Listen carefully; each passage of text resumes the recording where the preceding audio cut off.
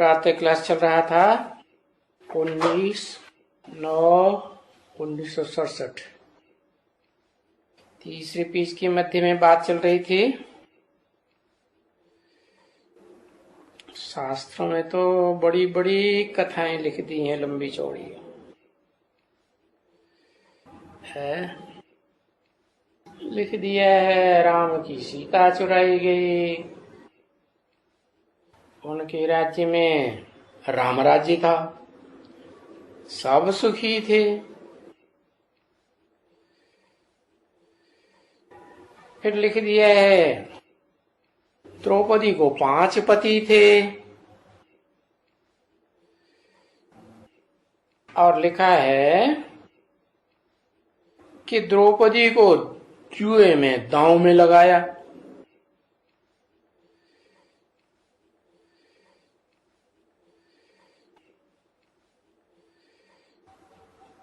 अब ये सब बात कैसे हो सकती है?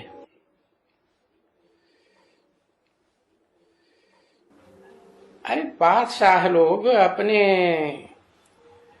घरवाली को जुए पर कैसे रखेंगे?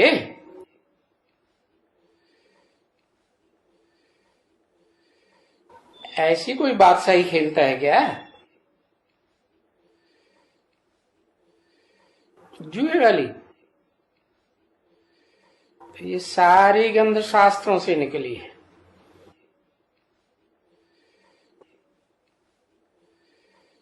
जिन गंध की बातों को उठाकर आज सारी दुनिया उनको फॉलो करके गंदी बन गई, व्यभिचारी बन गई।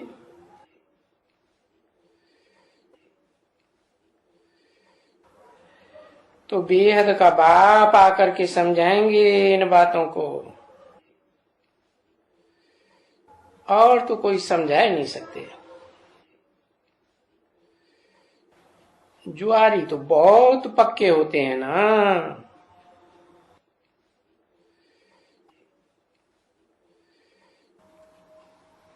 अरे वो हद के जुआरी हो या बेहद के जुआरी हो,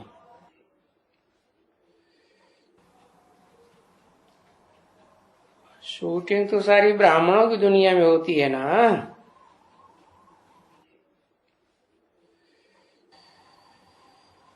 परंतु आजकल की दुनिया में गंध भी बहुत ही है।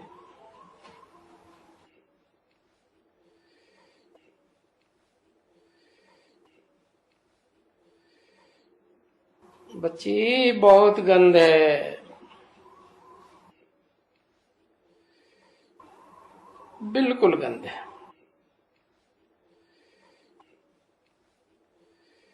ब्राह्मणों की दुनिया में भी ऐसी गंध है।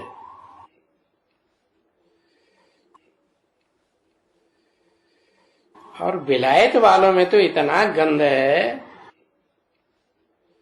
बात मत पूछो।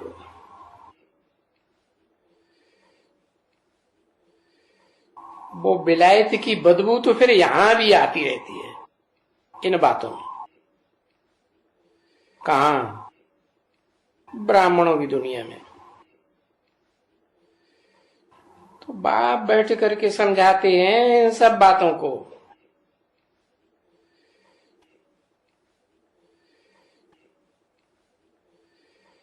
कि शूटिंग तो सारी यहां होती है ना।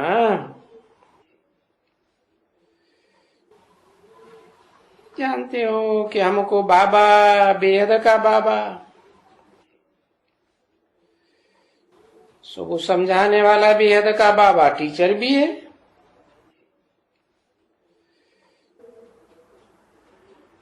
तो ये बात तो घड़ी घड़ी घर में बैठे उठते चलते भी तुम बच्चों को याद करना है।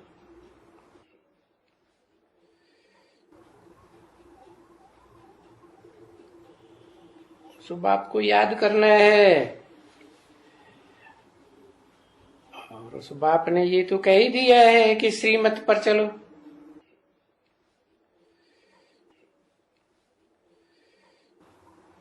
तो सब बच्चे जो तुम यहां आते हो,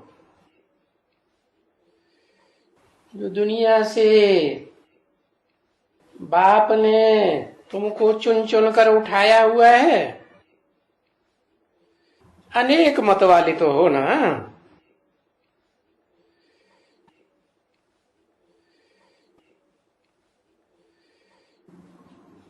क्योंकि कलयुग के अंत में आकर के कोई एक भी देवी देवता धर्म वाला तो नहीं होता।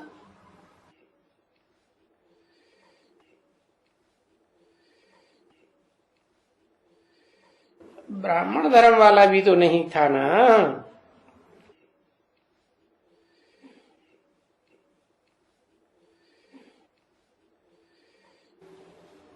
ब्रह्मा हो तो ब्राह्मण धर्म वाला हो,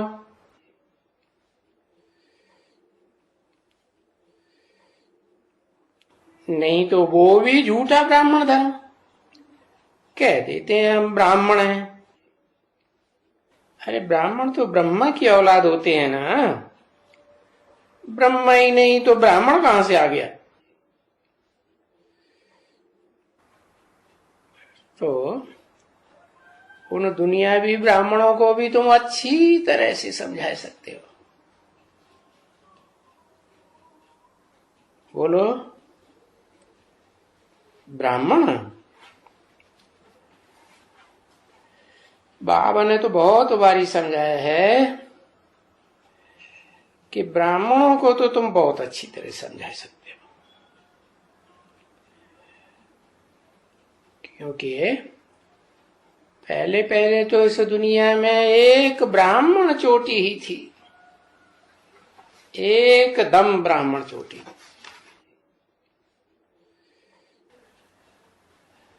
क्योंकि ब्रह्मा के वंशावली चाहिए ना, तो पहले पहले तो कोई एक ही होगा ना।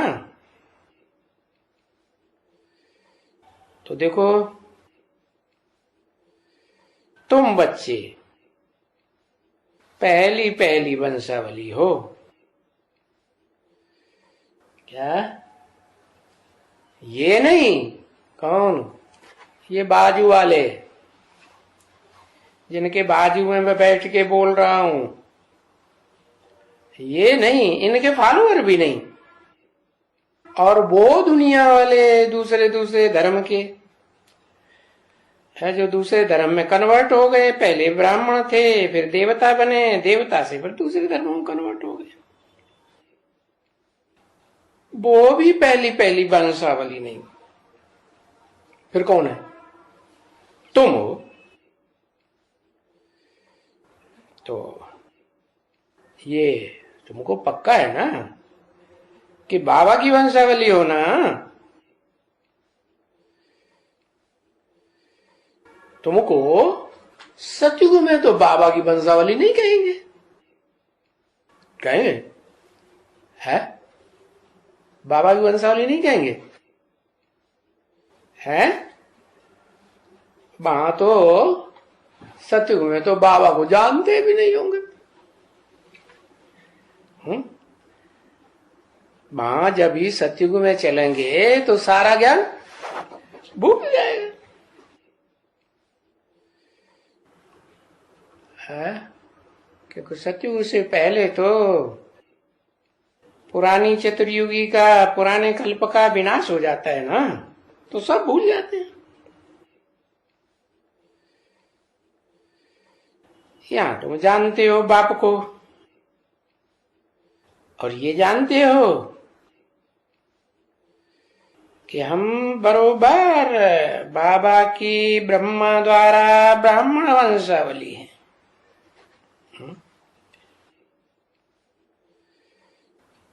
और फिर वही ब्राह्मण वंशावली सतयुग त्रेता में देवता बनने के बाद द्वापर में भक्ति मार्ग में जाकर के पुजारी बनते हैं। अभी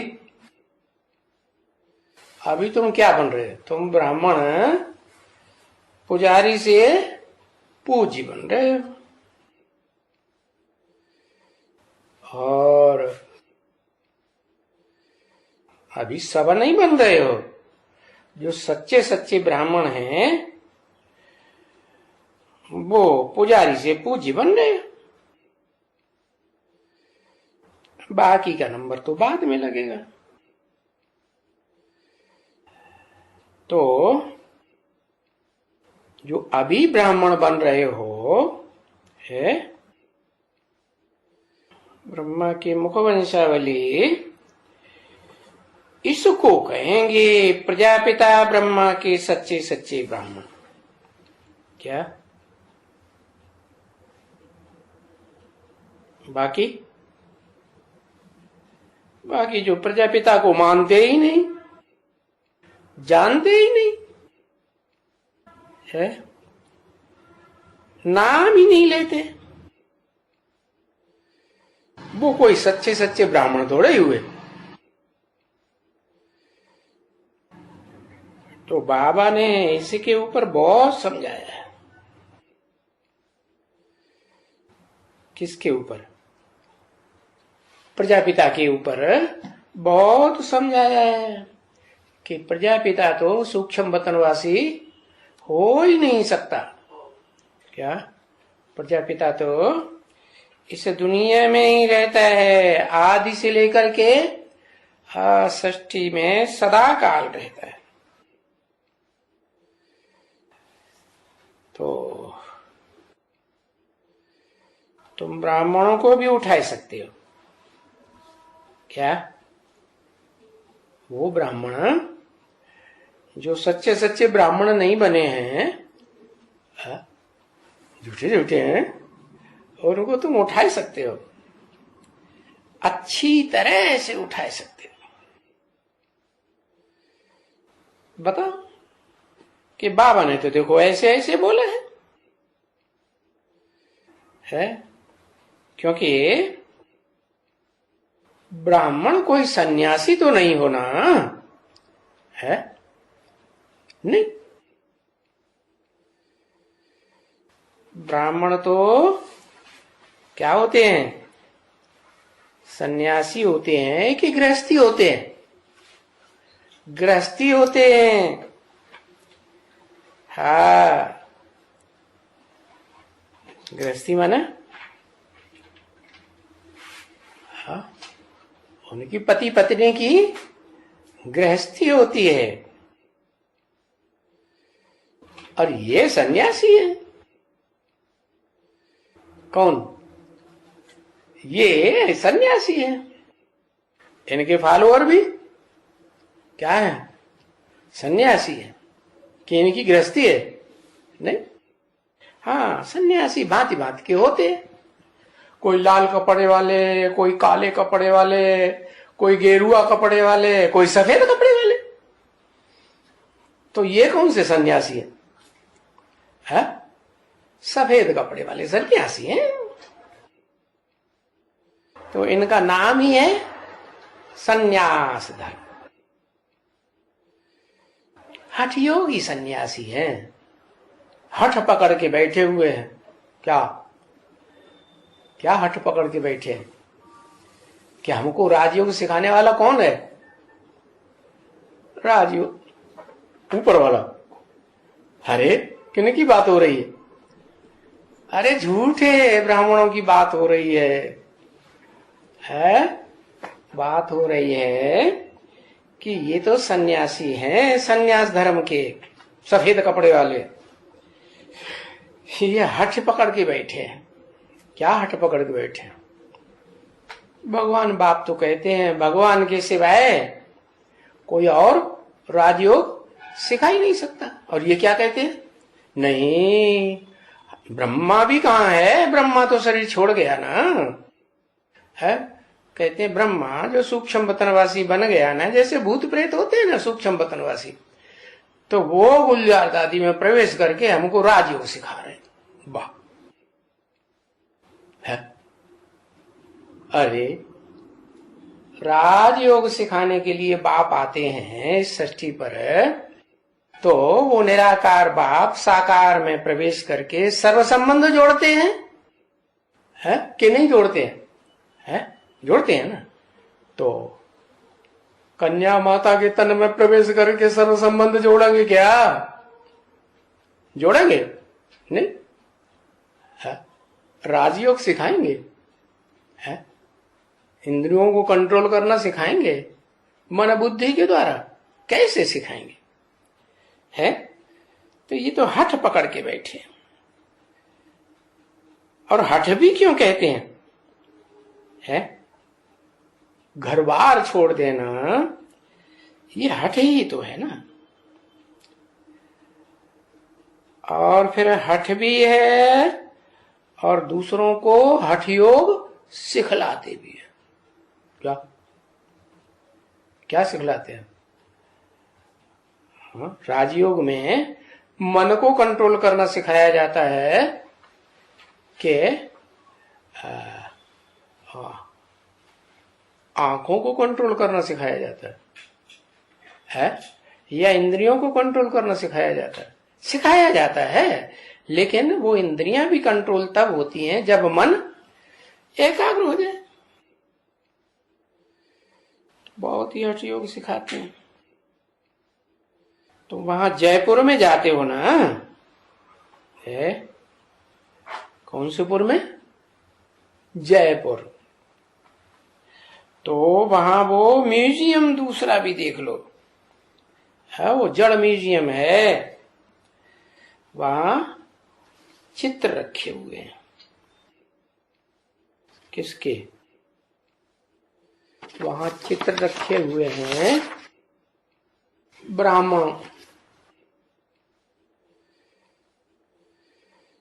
हाँ, वहां वहां ये ब्राह्मणों, ये जो सन्यासी है ना, हठ योगी, अनेक प्रकार के हठ योग, ये जयपुर में चित्र रखे हुए हैं।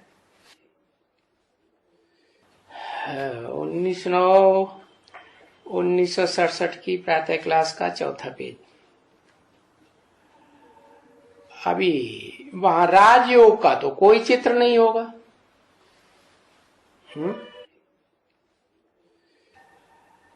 राजयोग का फिर चित्र ये है। और अभी इनका तो कोई म्यूजियम बना ही हुआ नहीं है। किनका? राजयोगियों का।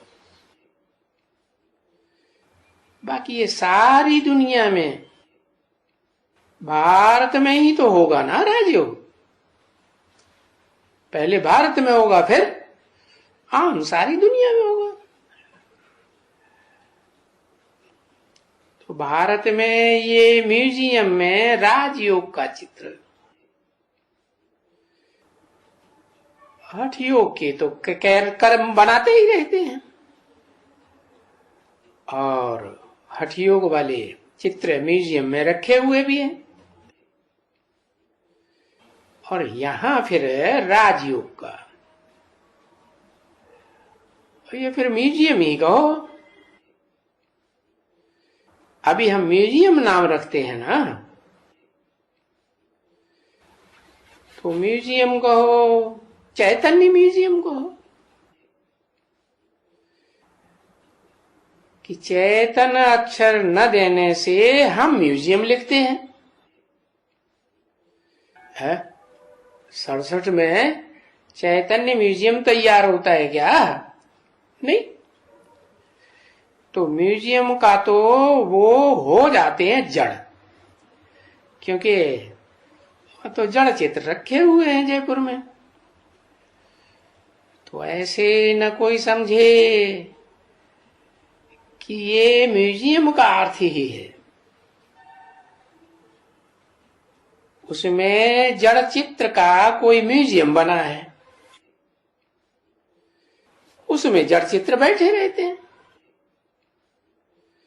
परंतु नहीं,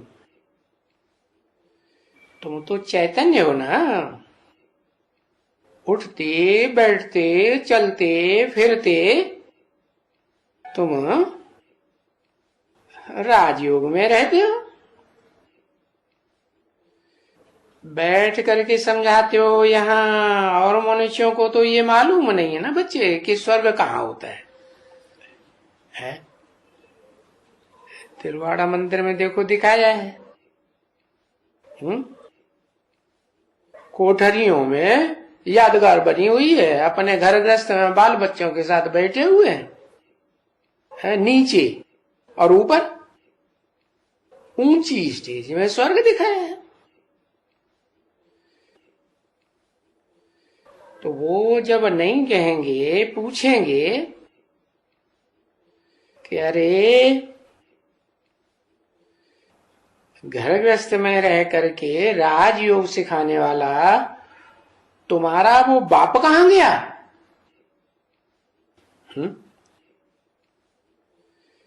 नहीं, वो तो स्वर्ग पधारा।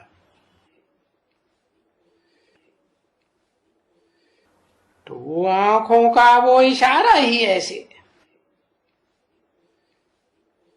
कि वो तो स्वर्ग में पधारा। तो यहां भी तुम जाओ दिलवाड़ा मंदिर में, है तो वहां नीचे तपस्या है राजयोग की, है कैसी तपस्या? कोई देह की तपस्या नहीं है कि एक टांग पे खड़े हो गए, उल्टे लटक गए, नहीं। नीचे तपस्या में आराम से घर गृहस्थ में बैठे हुए हैं। और देखो ऊपर में स्वर्ग है। तो देखो ये कहां की बातें कहां आ जाती हैं।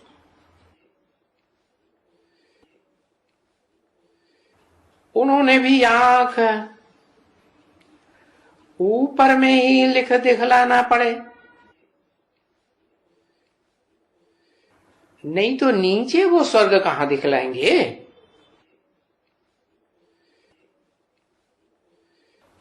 तो मनुष्य ऐसे ही समझते हैं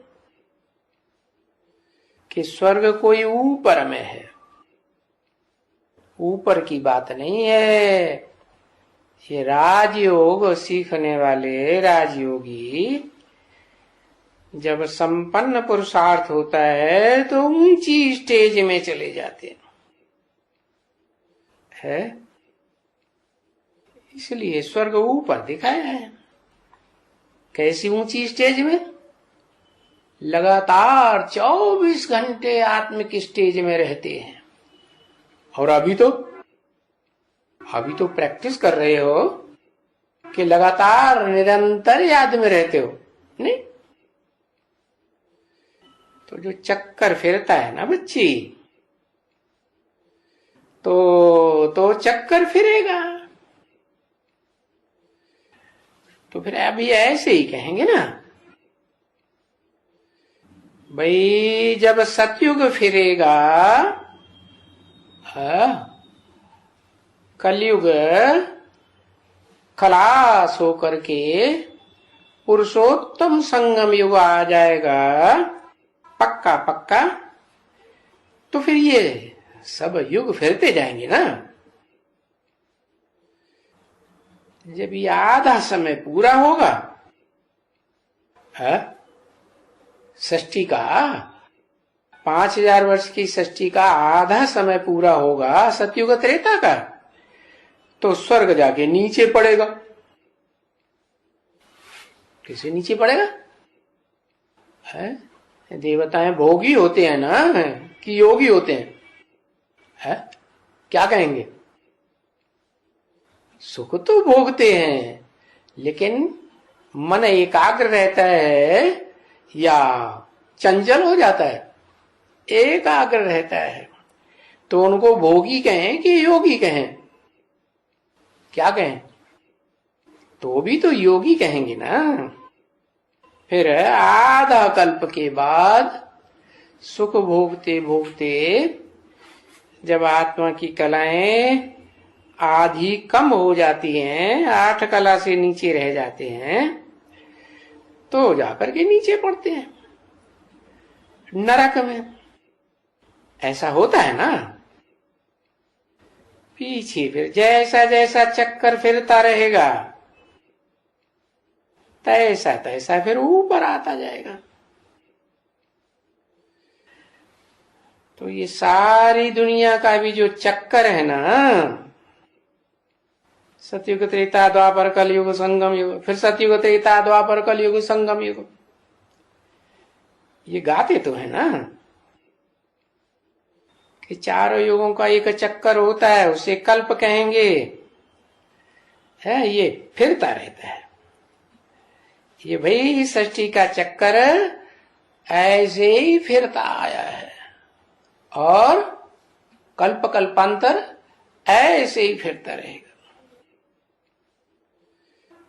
तो सृष्टि का चक्कर भी कोई समझते थोड़े ही है, नहीं, ऐसे ही मुख से कह देते हैं सृष्टि का चक्कर।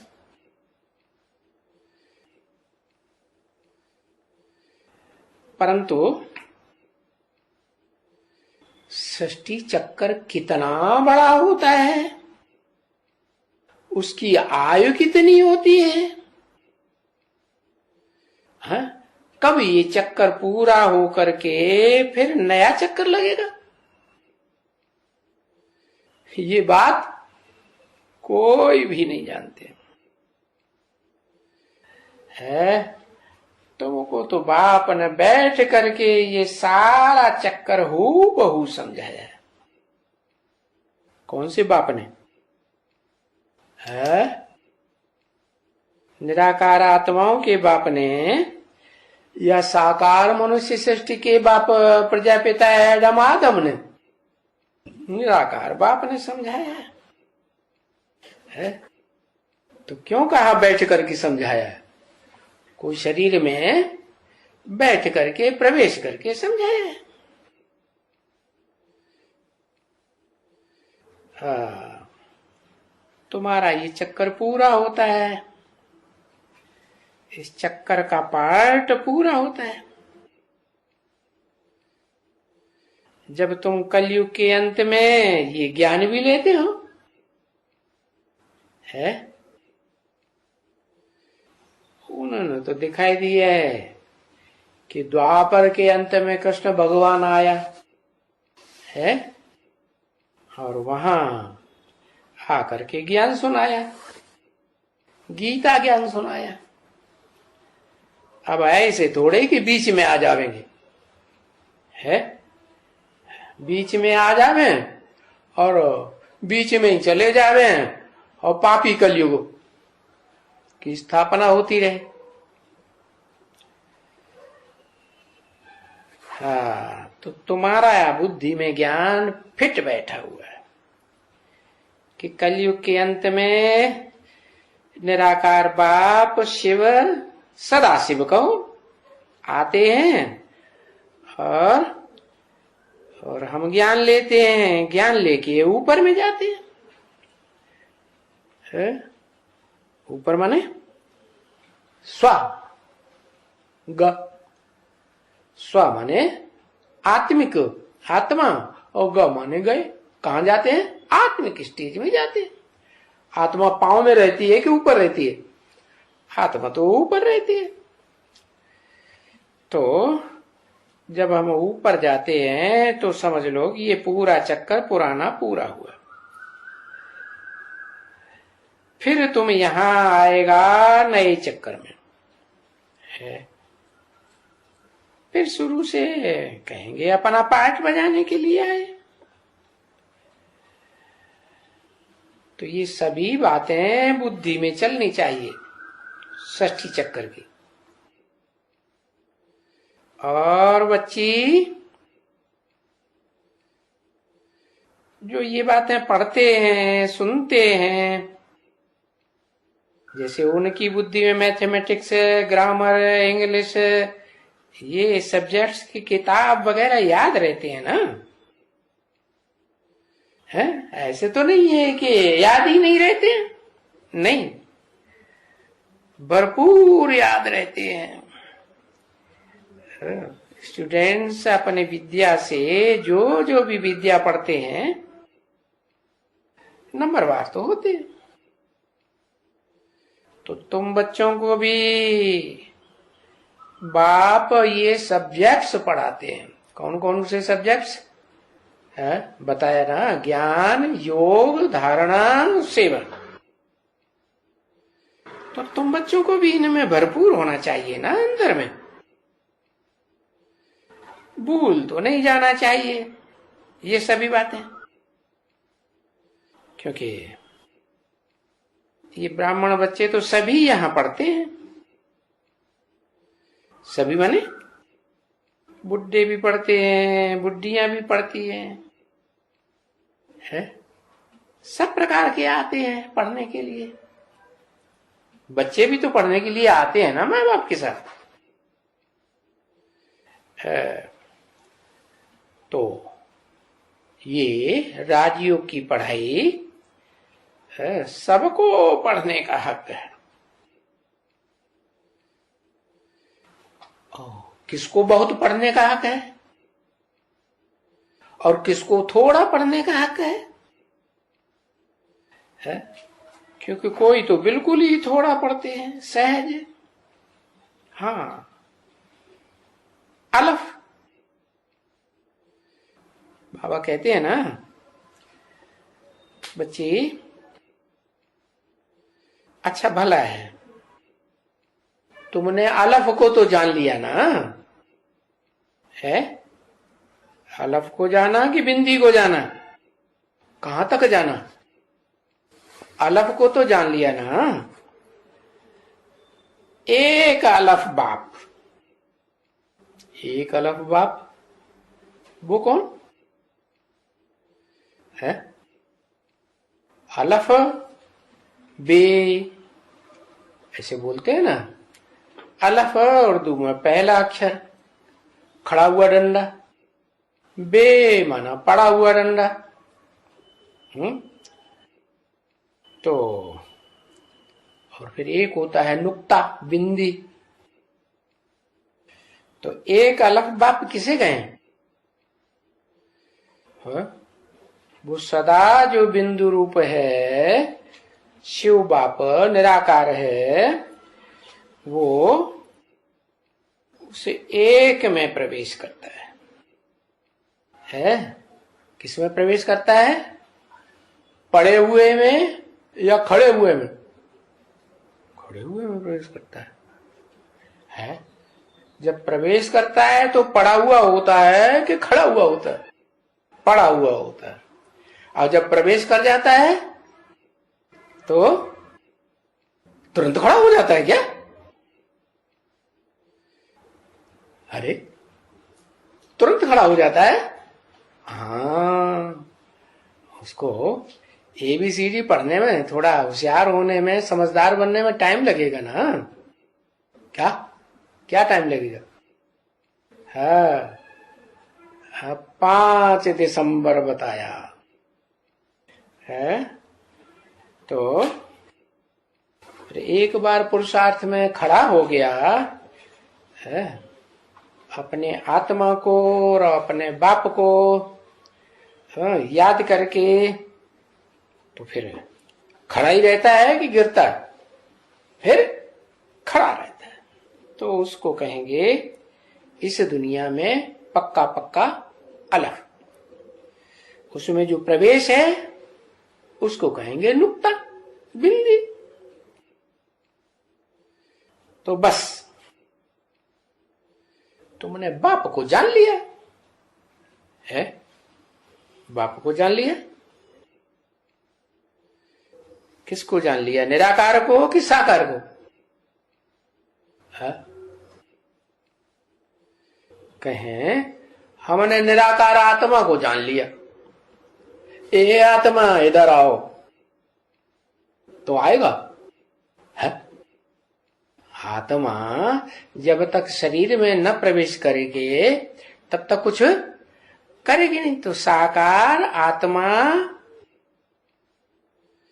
क्या करती है? साकार शरीर हो तो वो तो मूर्ति कहा जाएगा। वो मूर्ति अपने आप चलेगी फिरेगी नहीं। तो ये शरीर भी क्या है? मूर्ति है। माँ के पेट में मूर्ति तैयार होती है ना। है, मूर्ति तैयार होती है, फिर उसमें आत्मा प्रवेश करती है। फिर बाद में साकार और निराकार, निराकार आत्मा और साकार शरीर का मेल संसार में प्रत्यक्ष होता है। तो बस तुमने बाप को जान लिया, बाप को जान लिया तो बाप की प्रॉपर्टी बुद्धि में जरूर आएगी।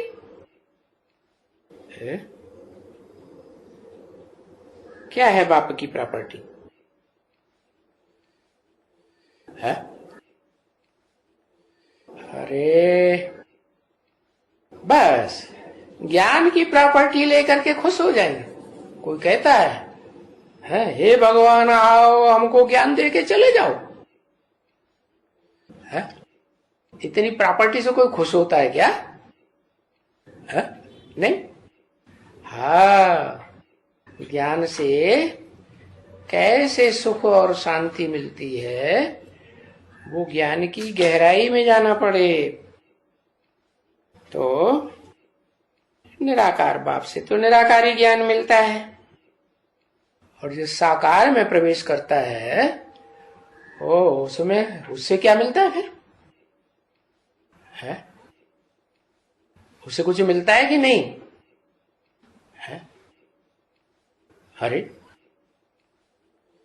ब्रह्मा साकार है, दादा लेकर आए कि निराकार है? ब्रह्मा साकार है, निराकार साकार है, तो उससे मिलता है नहीं। अरे फिर किससे मिलता है? ब्रह्मा साकार से जो मिलता है वो अधूरा मिलता है या संपूर्ण मिलता है? अधूरा मिलता है। और तुमको क्या चाहिए, कैसा चाहिए? संपूर्ण जीवन मुक्ति चाहिए, सुख शांति चाहिए, या एक दो जन्म की जीवन मुक्ति चाहिए? नहीं। तो कम लेने में तो खुश हो नहीं। क्यों? किस बाप के बच्चे हो?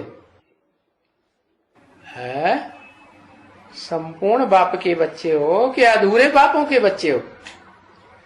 संपूर्ण बाप के बच्चे हो तो संपूर्ण वर्षा चाहिए ना। तो पूरा 84 जन्म की सुख शांति चाहिए, और वो प्रॉपर्टी तुम्हें बुद्धि में आएगी ना बच्ची। और देखो ये गैया देखी है, ये गैया उनका भी ये घर है। यहाँ बछड़े हैं, है गैया के बाल बच्चे, समझा ना? वो गैया जंगल में जाएगी तो उसको अपना घर याद आएगा कि नहीं आएगा? बछड़े याद आएंगे कि नहीं? याद आएंगे। तो देखो ये जानवर भी कितने पक्के होते हैं। क्या कहीं भी जंगल में चरने चले जाएंगे, कहाँ आएंगे? है लौट के, चाहे पक्षी हो चाहे पशु हो, कहाँ लौट के आएंगे? अपने घर में वापस आएंगे। है तहां तक के बच्ची एक दफा गऊ लाई थी, है कहां से लाई थी? बहुत यहां से दूर है, सिरोही।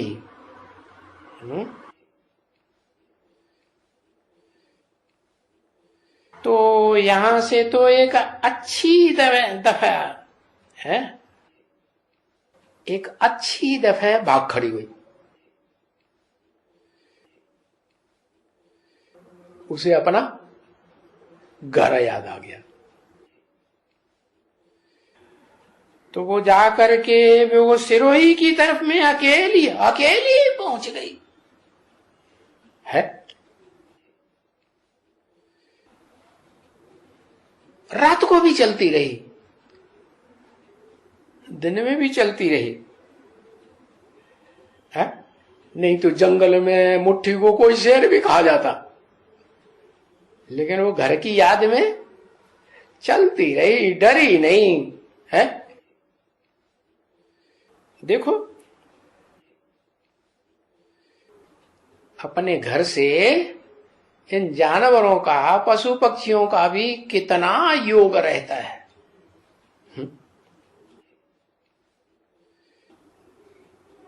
तुम ये जान लो कि ये जहां गैया जाती है, कितना बुद्धि का योग अपने बछड़ों के साथ रहता है। और गैया पालने वाले तो ज्यादा जानते होंगे, जानते हैं ना, बरोबर जानते हैं अपने बछड़ों के साथ कितना बुद्धि योग रहता है? हाँ, वो तो जानवर है। वो जानवर अच्छे हुए ना, जानवर अच्छे के परमपिता परमात्मा है, शिव बाप के आत्मा रूपी बच्चे अच्छे, बच्चे ज्यादा अच्छे हैं।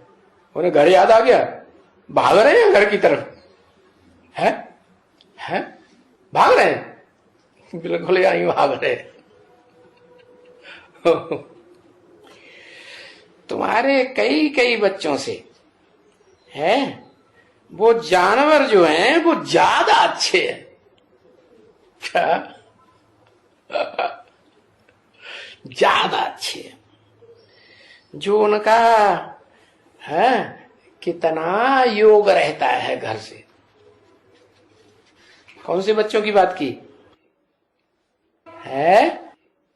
कौन से बच्चों की बात की है? जीव आत्मा बच्चों की बात की है, जीवों की बात की, जीवन धारण करने वाले बच्चों की बात की, या आत्मा की बात की? तुम तो आत्मा वाले, आत्मा रूपी बच्चे हो ना। आत्मा रूपी बच्चे बने, बाप रोज कहते हैं अपन को आत्मा समझो, आत्मा समझो। हाँ, तो वहां से जंगल में जाएगी, जंगल में भी उनका बुद्धि योग घर में पड़ा रहे है। तो तुम बच्चे तो अच्छी तरह समझ गए हो ये दुनिया क्या है? घर है कि जंगल है? जंगल है, कांटों का जंगल है। तो तुम बच्चों का योग कहां रहना चाहिए है? कितना बढ़िया मिसाल दिया। तुम तो जानवर नहीं हो, तुम तो पशु पक्षी थोड़े ही हो। पशु पक्षी से, जानवरों से अच्छे हो या ऊंचे हो? जानवरों से बदतर हो या जानवरों से श्रेष्ठतर हो, नीचे हो? अरे राम राम राम राम। 19/9/1967 की वाणी का प्रातः क्लास का 5वां पेज। तो देखो, तुम कहते हो कि हम नीचे हैं जानवरों से, बदतर हैं, और वो भले जानवर हैं, परंतु देखो गैया कहां दूर से चली जाती है। हाँ, उसको कोई रास्ता बतावे या ना बतावे, तो भी चली जाती है, आप ही चली जाती है। और तुमको रास्ता बताने वाला आता है तब जाते हो, कि आप ही जाते हो? एक बार बताने से काम चलता है कि 80 साल हो गए बताते बताते हैं, तो भी नाक कहां रगड़ रहे हैं?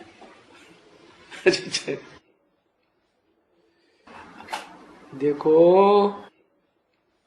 उनकी, जानवरों की याद कैसी अच्छी है?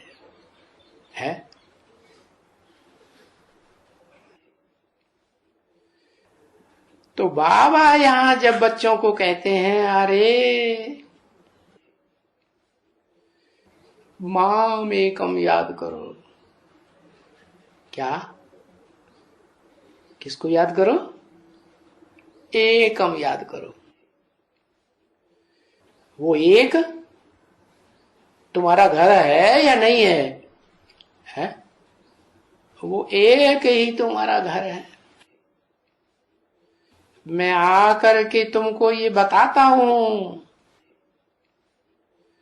तुम अपने बाप को याद करो, घर को याद करो, जिस घर से तुम यहां पार्ट बजाने आए हो। क्या? किस घर से पार्ट बजाने आए हो? कहां है तुम्हारा घर? है? ऊपर है? वाह भैया, इनका घर तो ऊपर है। है? ऊपर है घर? है? अरे बाप कहते हैं ये बाप भी है घर भी है, और तुम कहते हो हमारा घर ऊपर है। बाप नीचे आया ऊपर है? जो बाप परम पुरुष है, वो बाप परम ब्रह्म में मुकर्रर रूप से आया है। यहां पार्ट बजाने आए हो ना तुम भी? अपने घर को भूल गए हो? हाँ? और घर तुमको भी बहुत प्यारा है, जिसके लिए तुम भक्ति मार्ग में 2500 साल से कोशिश करते आए हो। क्या करते आए हो? कितने साल टाइम से? 2500 साल से, 63 जन्म से कोशिश करते चले आए हैं कि हम निर्वाण धाम में जावे। वो बहुत प्यारा घर है ना, तो तुमको ये अपना घर प्यारा नहीं लगेगा? लगेगा। अभी नहीं, अभी थोड़ा और रुक जाओ। है? प्यारा लगेगा कि थोड़ा रुके? 10-20 साल? 10-20 साल? अब क्या बोला? अब वक्त बाबदा ने क्या बोला? 20 साल हैं अभी तुम्हारे इस दुनिया में रुकने के लिए। है? अरे 20 साल तो है ही नहीं। तो घर प्यारा लगेगा ना बच्चे? तो देखो, वो जानवर भी कितना याद करते हैं अपने घर को। है? और ये बच्चे है, ये बच्चे अपना रास्ता ही भूल गए हैं, जानते ही नहीं है, घड़ी घड़ी भूल जाते हैं। जानवर नहीं भूलते हैं, कितना दूर चले जाते हैं।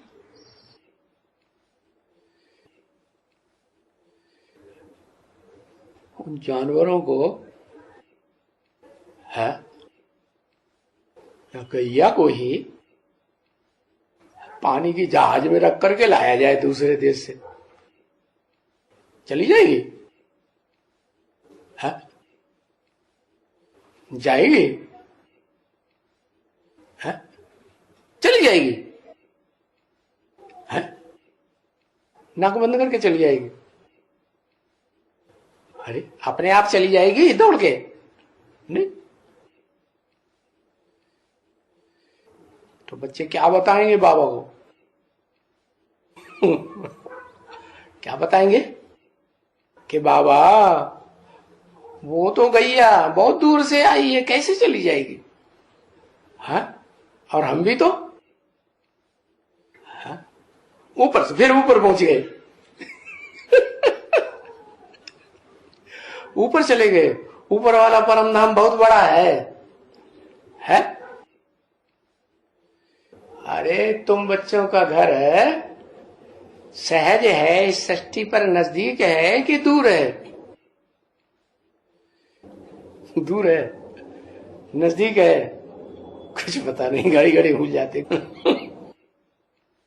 कहां है? मनुष्य भूल गए कि हमारा भी घर है। समझा ना? जिसको नाम भी है, क्या? निर्वाण धाम। वहां वाणी का भी गम नहीं, मुक्ति धाम। क्या?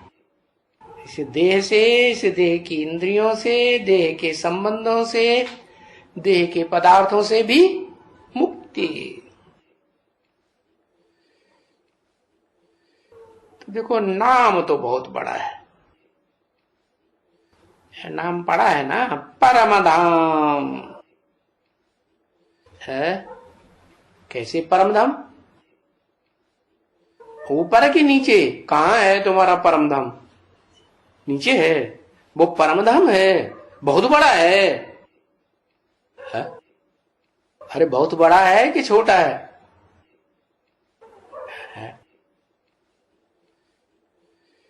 बहुत छोटा है। ये कौन कहते हैं? है कि मेरा घर?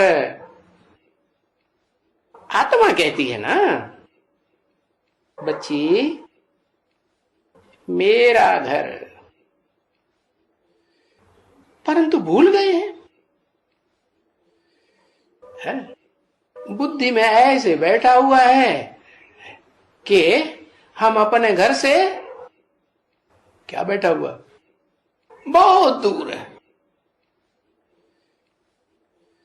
बहुत दूर है कि नजदीक है?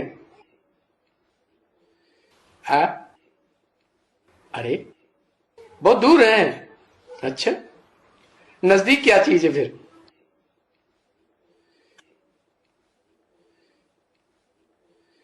बुद्धि में है कि बरोबर हम बहुत दूर हैं। है जहां सूरज चांद की भी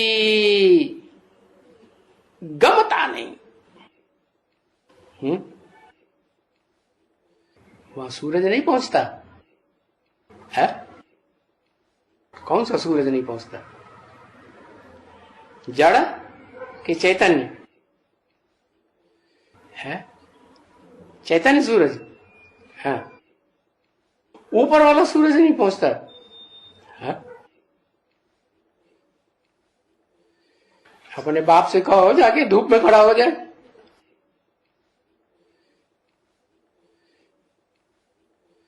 है जो चैतन्य सूरज है ना, वो सदा काल उसी के नजदीक रहता है कि दूर रहता है? अभी नजदीक, फिर सदा काल दूर हो जाता है। गम नहीं, सूरज का भी गम नहीं। चंद्रमा है, चंद्रमा गमता है। जहां अभी जाना है अपने घर, वहां चंद्रमा गमता है। उसी पहुंच है? नहीं, नहीं पहुंच। गम नहीं, हम वहां के असल रहने वाले हैं। हम परंतु वहां जाना कैसे होता है? कैसे जाना होता है? तरीका कुछ बताया है? तरीका बताया, वो गीता शास्त्र में भी बताया है, बाबा भी बताते हैं। क्या करो? अपन को देह समझना भूलो, आत्मा समझो और अपने बाप को याद करो। कौन से बाप को? एक बाप को। एक बाप को माने है, एक बाप व्यक्त होगा तब कहेंगे एक बाप को, कि अव्यक्त होगा तब कहेंगे एक बाप को? है? व्यक्त होगा, देखने में आएगा तो कहेंगे एक बाप को। एक बाप को याद करो। है, वो हमारा बाप भी है, घर भी है, तो क्यों नहीं जा सकते है? फिर ये अभी पता क्यों नहीं पड़ता है? फिर न पता पड़ता है तो देखो, ये तुम्हारी मन बुद्धि रूपी आत्मा कितने धक्के खाती रहे है? धक्का खाना कौन से मार्ग में होता है? भक्ति मार्ग में है कि ज्ञान मार्ग में? तो अभी भक्ति मार्ग में कहेंगे बच्चों को कि ज्ञान मार्ग में कहेंगे? भक्ति मार्ग में है। वाह, 9 दिन चले 2.5 कोस, 80 साल हो गए, कहते हैं भगवान आया हुआ है? हर अभी कहते हैं हम कितना चले? बहुत थोड़ा। कहावत खूब बनाई है, रात भर अंडे पकाए फिर भी कच्चे रह गए। ये आत्मा रूपी अंडा है ना, ये पक्का पक्का बना कि कच्चा रह गया? ज्ञानियों की भट्टी में पका कि नहीं पका, कच्चा ही रह गया। देखो, ये भक्ति मार्ग के पिछाड़ी कितने धक्के खाते हैं। अरे 2500 साल तो धक्के खाए, अभी भी धक्के खाने हैं? कितनी लंबी शूटिंग करेंगे? इसके लिए बाबा ने कहा था, क्या कहा था कि ये भूल भुलैया का एक खेल भी बनाते हैं। क्या कहा? भूल भुलैया का खेल देखा है कभी? है? नहीं देखा? देखा? कहां देखा?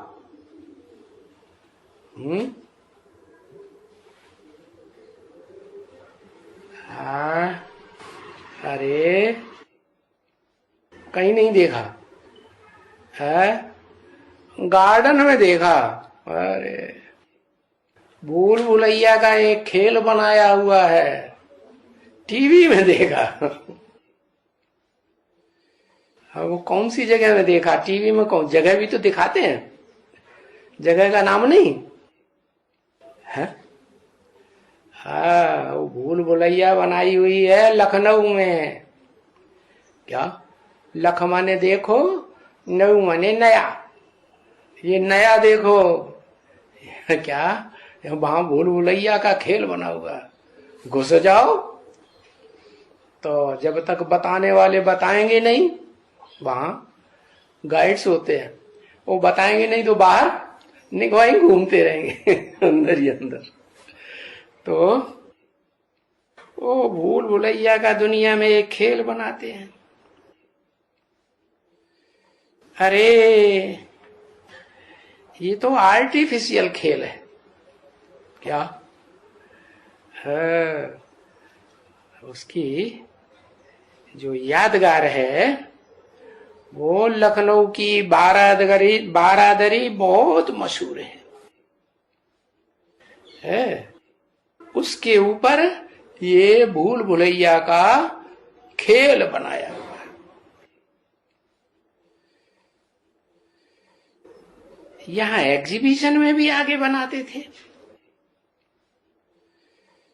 अभी नहीं देखने में आते हैं, नहीं तो आगे तो बनाते थे। पीछे जाने से दरवाजा तो आता था, परंतु वो दरवाजा खुलता नहीं था। बंद,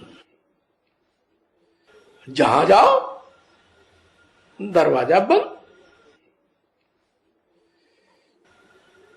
तो अभी है ना दरवाजा बंद है? कहीं घर जाने का दरवाजा खुल गया? बंद है, जेल में पड़े, जेल में बंद हो गए है? बरोबर दरवाजा बंद है ना, बरोबर। ये दरवाजा कब खुलते हैं? अभी तुम एडवर्टाइजमेंट पढ़ते हो तुम्हारे श्री कृष्ण के चित्र में इसमें लिखा हुआ है, बिल्कुल पूरा लिखा हुआ है। ये अभी अभी फाटक खुलते हैं। कौन सा फाटक का नाम दिया है? नाम दिया कुछ नहीं है? हाँ, फाटक का नाम दिया gateway to heaven is Mahabharat. Bharat नाम क्यों पड़ा? Gateway to heaven is England नाम पड़ जाता है, वाशिंगटन नाम पड़ जाता, मॉस्को नाम पड़ जाता, ये क्यों नहीं पड़ा है? क्योंकि वो तो दरवाजे सब टूट जाते हैं। ये दरवाजा ऐसा है जो टूटता नहीं लेकिन खुलता है। Gate way to heaven is Mahabharat, Bharat का दरवाजा है, बड़ा दरवाजा। तो इसमें चित्र में लिखा हुआ है बिल्कुल पूरा है। ये अभी अभी फाटक खुलते हैं। लड़ाई के बाद, महाभारी महाभारत लड़ाई,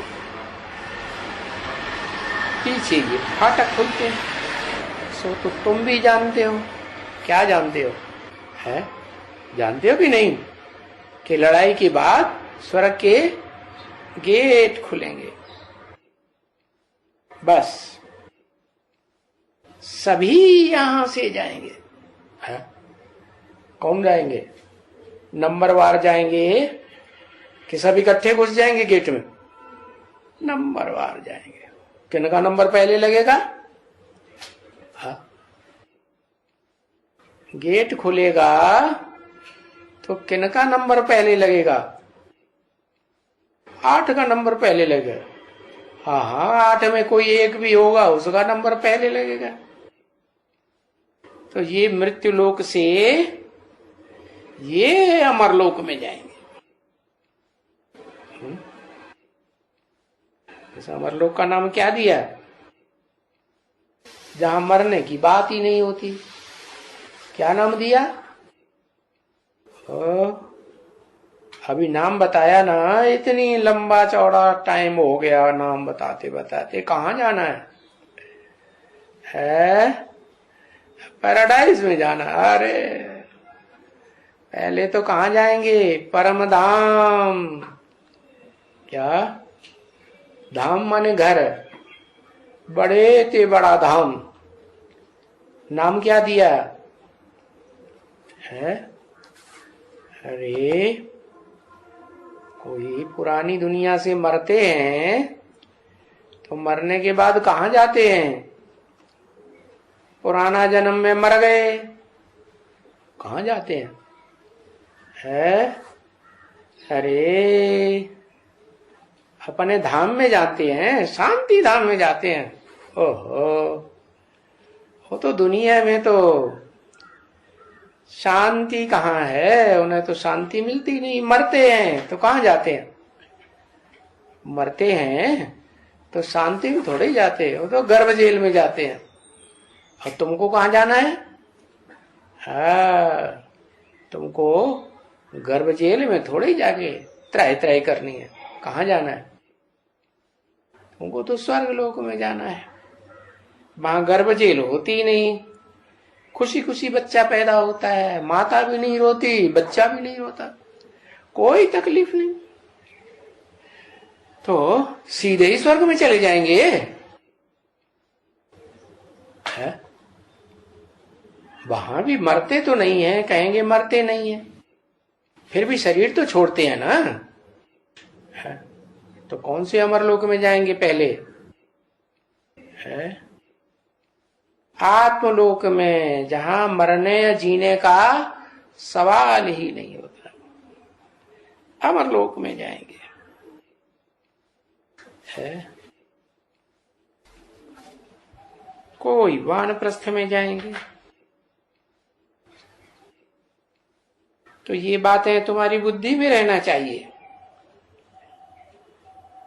हर वक्त रहना चाहिए कि अभी ये जो मृत्यु लोक है, ये जो इतने सभी मनुष्य हैं, ये सब के सब नंबरवार धर्म अनुसार ऐसे ही कहेंगे ना, है अपने नंबरवार धर्म अनुसार, पुरुषार्थ के अनुसार, उनके पार्ट के अनुसार सब नंबरवार जाकर के वहां अमरलोक में रहते हैं। कौन कौन रहते हैं? आत्माएं। ओम शांति।